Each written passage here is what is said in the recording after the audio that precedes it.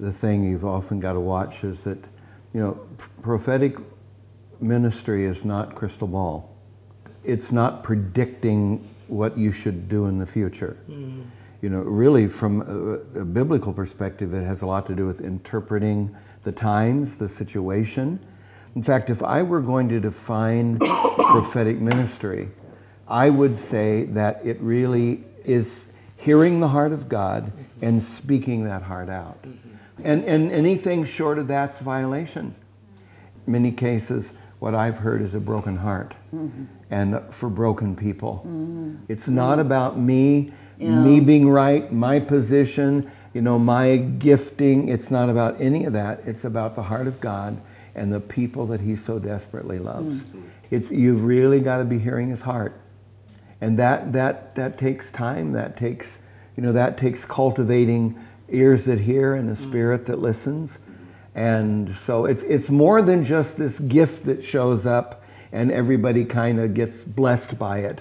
It really has to come from people whose hearts are trained to hear the heart of God and then speak it out into people's lives. That's right. Whatever grieves Him should grieve us. Yes. If there's anyone that's going to show us what's in God's heart, it's the Holy Spirit. Yeah. And on the other hand, we have, with that word grieving, grieve not the Holy Spirit.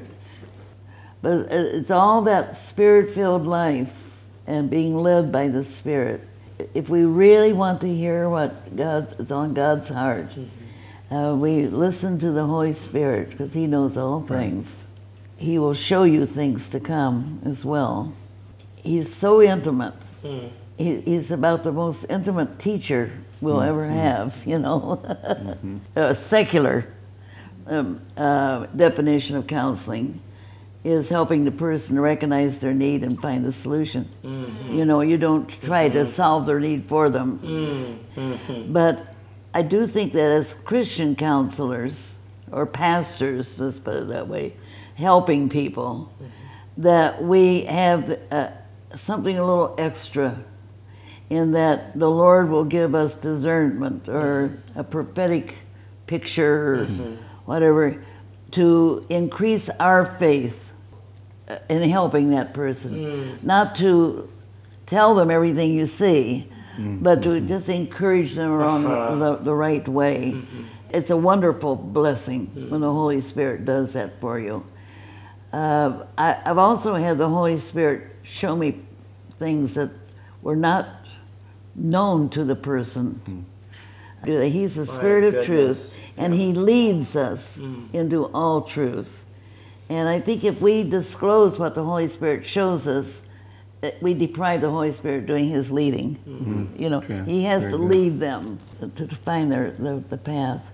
I love that 23rd Psalm. It says, He makes me to lie down. He leads me beside still waters. All very personal blessings. And then after He restores my soul, it says He leads me in the paths of righteousness for His name's sake. And I've been thinking a lot about that paths of righteousness. And I really think that that's what the discerning of spirits and prophetic knowledge, word of knowledge and so forth are for, is showing us the right way. And He leads us. We don't go out and hack the path for somebody. We have a faith given to us by that knowledge that helps us to help them to follow the Lord's leading, to do the right thing. That's really good. To do the right thing. You can't do the right thing for anybody. They have to do it themselves, The Holy Spirit leads us to do live a holy life in an unholy world. And that's very hard for someone that hasn't made a full commitment to the Lord. It's even hard when you've made a full commitment to the Lord, because there's such a constant negative bombardment going on all the time against us. We often talk about the counseling ministry, and I think it's that pastoral care. I never thought of myself as a counselor, and I'm certainly not a trained counselor, but the Lord does, doesn't He? That's right. That's one of his names as a counselor. Right. Just by following the Holy Spirit, we actually do lead people, help people to find their path of righteousness, the right thing to do, the right living.